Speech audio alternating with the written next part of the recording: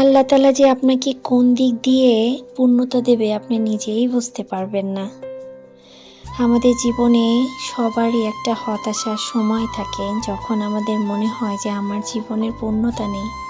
কিন্তু বিশ্বাস করেন, আল্লাহ আপনাকে এত দেবে যে তখন শুকরিয়া করে শেষ করতে পারবেন না।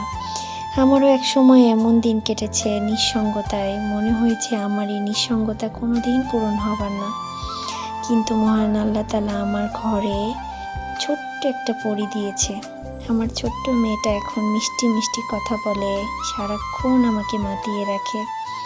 জানেন, আমার বাসায় কেউ নাই, তারপরেও আমার মনে হয় যে আমার বাসাটা একদম পরিপূর্ণ।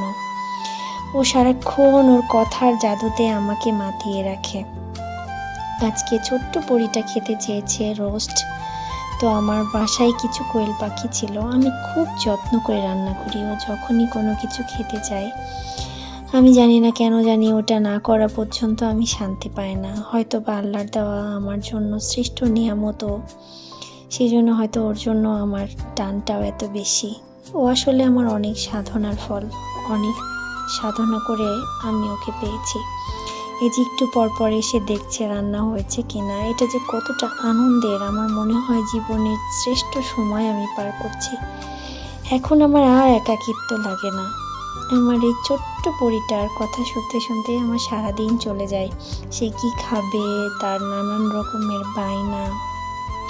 আলহামদুলিল্লাহ, আপনাদের প্রত্যেকের জীবনে এরকম সুন্দর দিন আসবে। বিশ্বাস করেন, যে আপুরা হতাশায় আছেন, একদম হতাশ হবেন না।